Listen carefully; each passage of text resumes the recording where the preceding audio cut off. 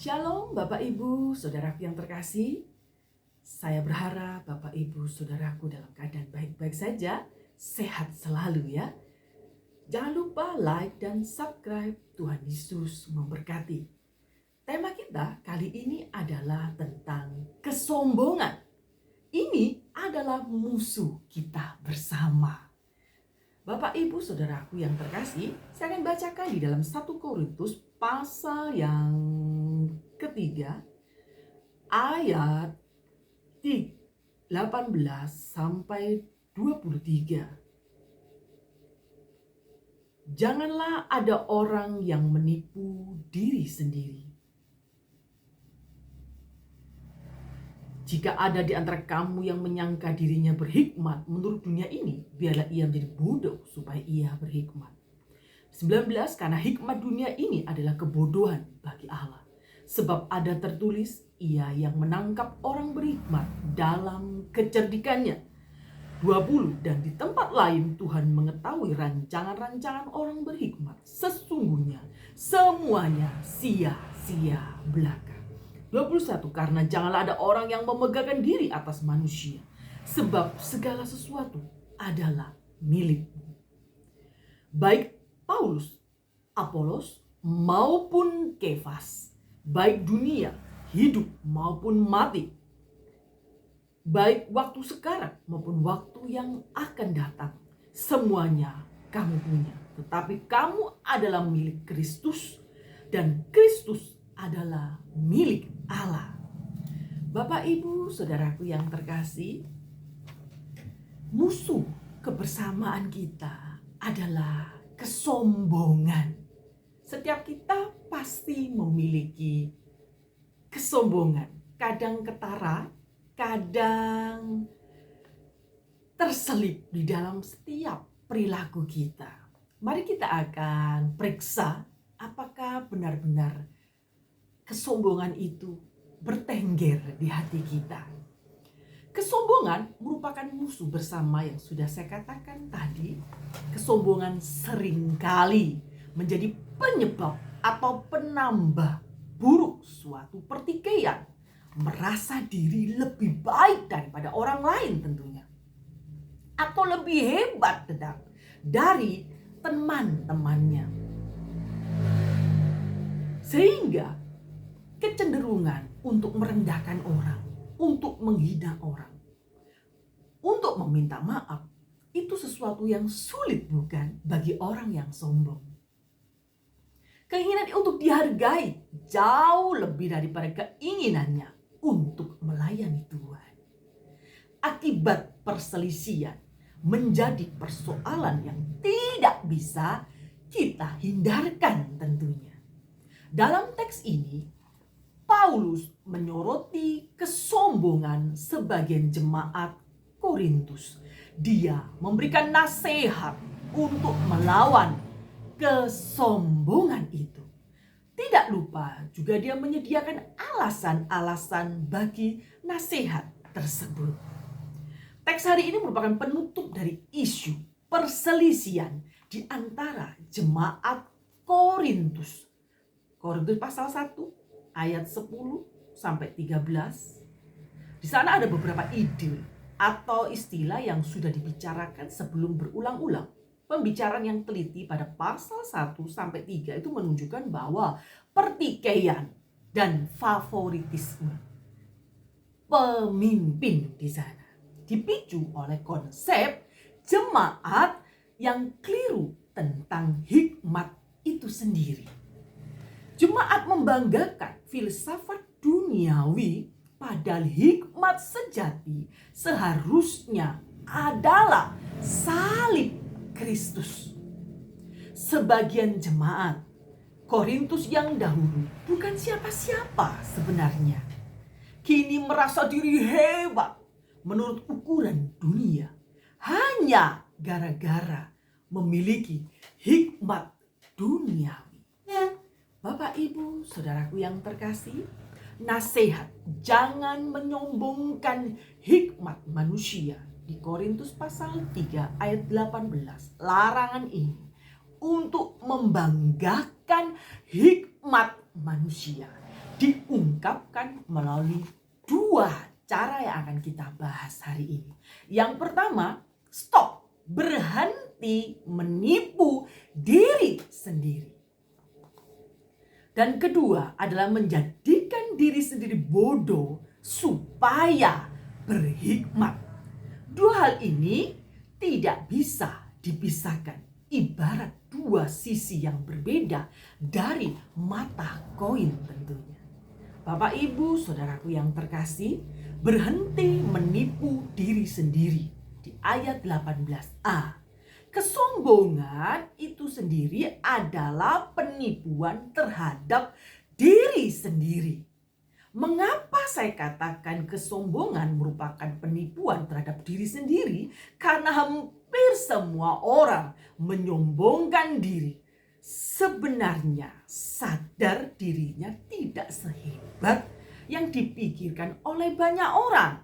Tetapi kecenderungan manusia selalu menyombongkan diri. Tanpa kita sadari, kita sering ngomong tentang kehebatan kita, pencapaian kita. Kesombongan terselip di setiap prestasi yang kita dapat raih. Kita ceritakan mungkin prestasi anak, mungkin prestasi suami, mungkin kesuksesan keluarga dan sebagainya. Lagi pula Paulus sudah mengingatkan tentang hikmat yang sesungguhnya sekaligus bahaya dari hikmat yang palsu. Bapak, Ibu, saudaraku, bersikuku dengan hikmat duniawi yang palsu dan berbahaya itu merupakan penipuan diri sendiri. Kita tahu bahwa kita ini bukan apa-apa sebenarnya, Bapak, Ibu, ya, saudaraku, ya. Menunjuk kepada tidak semua jemaat memang tergolong berhikmat secara duniawi. Dan ini menjeratkan inti persoalan tentang hikmat yang ada di luar, tapi sebagian jemaat membawa di dalam gereja. Ini persoalannya. Menjadikan diri bodoh supaya berhikmat, sebenarnya ini sulit ya Bapak Ibu ya. Kesombongan itu penggelembungan diri. Saya akan ulangi kembali. Kesombongan itu penggelembungan diri. Maka lawan katanya ya pengempesan diri. Kasarannya obatnya kesombongan itu ya pengempesan diri. Bukan sekedar menganggap diri tidak berhikmat, tetapi menjadikan diri bodoh. Tidak berhikmat belum tentu bodoh, Bapak Ibu. Menganggap diri bodoh jelas berbeda dengan menjadikan diri bodoh. Kontras yang disampaikan ini lebih kuat, tidak sepenuhnya simetris tentunya. Alasan bagi nasihat perspektif dari atas di pasal 1 Korintus 3 ayat 19-23 yang kita sudah baca bersama tadi, menjadikan diri bodoh jelas sukar dilakukan oleh orang sombong. Suatu kali saya menyampaikan firman Tuhan di YouTube, ada yang komen seperti ini. Ibu seharusnya harus belajar firman Tuhan lebih lagi. Karena banyak yang tidak diketahui. Bapak Ibu, sebenarnya secara nalar saya, secara emosi saya agak jengkel dengan orang ini ya Bapak Ibu ya. Tetapi saya ingat dengan nasihat firman Tuhan hari ini, bahwa menjadikan diri bodoh jelas sukar dilakukan oleh orang sombong yang memang terlihat pintar. Ada banyak orang disangka kalau pintar berkata-kata itu dianggap pintar, tapi sebenarnya belum tentu. Sebagian orang yang sombong, dia sering tidak mau mengakui kesombongannya. Sebagai orang yang pintar juga tidak mau dijadikan bodoh tentunya. Bapak Ibu mungkin sarjana S2, S3, dikatakan bodoh juga tidak mau karena sekolahnya sudah sangat mahal untuk itu. Lalu bagaimana mengatasi kesombongan ini? Kuncinya satu, terletak pada perubahan perspektif, cara pandang. Dari perspektif horizontal, membandingkan diri dengan orang lain, pandangan menyamping tentunya, menuju perspektif vertikal, melihat dari kacamata Allah sampai pandangan ke bawah.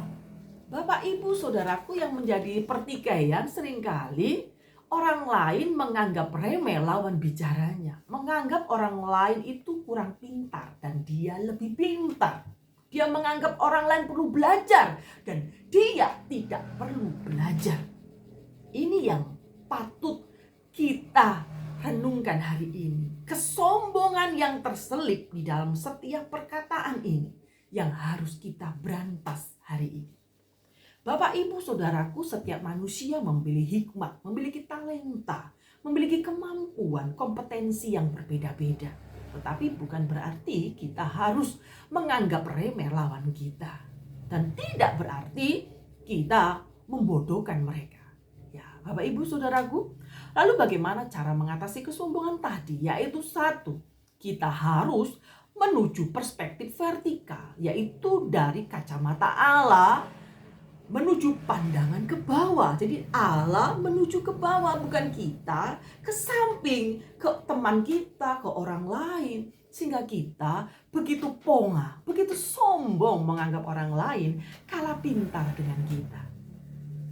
Pertama, Allah selalu menunjukkan kebodohan hikmat dunia. Di ayat 19 sampai 20, kata sambung karena menjelaskan alasan bagi nasihat ini. Di ayat 18, Alkitab secara konsisten menunjukkan bahwa Allah membenci orang-orang yang menyombongkan hikmat mereka.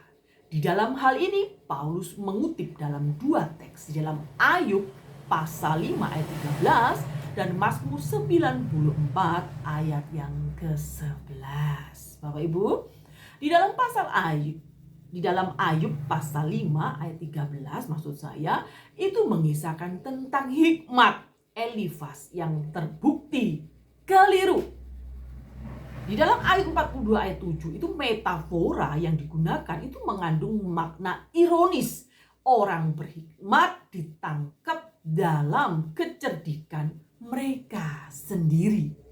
Teologi yang dikemukakan Elifas sekilas memang kayaknya benar ya Bapak Ibu ya. Orang yang taat pasti mendapat berkat. Orang yang tidak taat akan mendapatkan kutuk.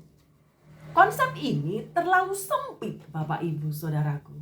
Karena Allah jauh melampaui apa yang dipikirkan manusia. Dalam Ayub 42 ayat 5, kata orang saja, aku mendengar tentang engkau. Tetapi sekarang mataku sendiri memandang engkau. Mazmur 94 ayat 11 mengisahkan tentang orang fasik yang menghina Tuhan. Mazmur 42 ayat 2 sampai 7, kebodohan sikap ini ditunjukkan melalui sederetan pertanyaan retoris dalam Mazmur 94 ayat 9 sampai 10. Dia yang menanamkan telinga, masakah tidak mendengar? Dia yang membentuk mata, masakah tidak memandang? Dia yang menghajar bangsa-bangsa, masakah tidak menghukum? Dia yang mengejarkan pengetahuan kepada manusia. Intinya, Allah bukan hanya mengetahui di sini, tetapi memastikan bahwa semua rencana bodoh manusia tidak akan terlaksana. Tidakkan jemaat Korintus menyombongkan hikmat duniawi merupakan perlawanan terhadap Allah. Jika mereka tidak bertobat, Allah pasti akan merendahkan hikmat mereka dan membuat menjadi sia-sia. Semua hal yang terjadi akan jadi lebih baik jika berinisiatif menghentikan kesombongan dan menjadikan diri mereka bodoh.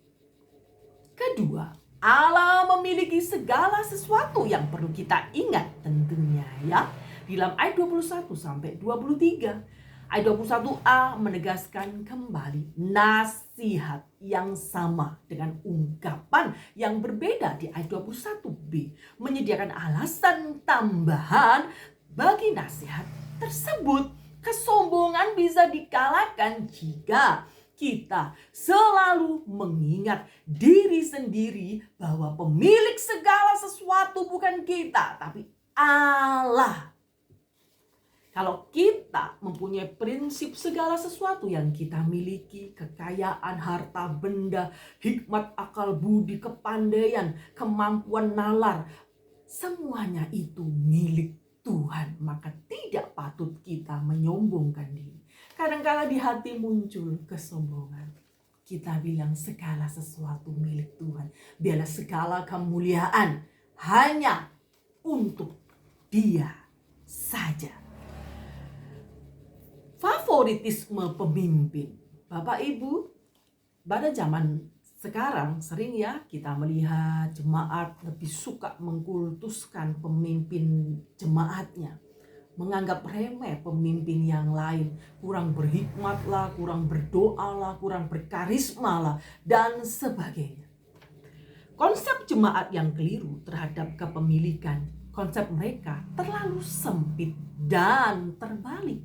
Mereka bukan memiliki para rasul.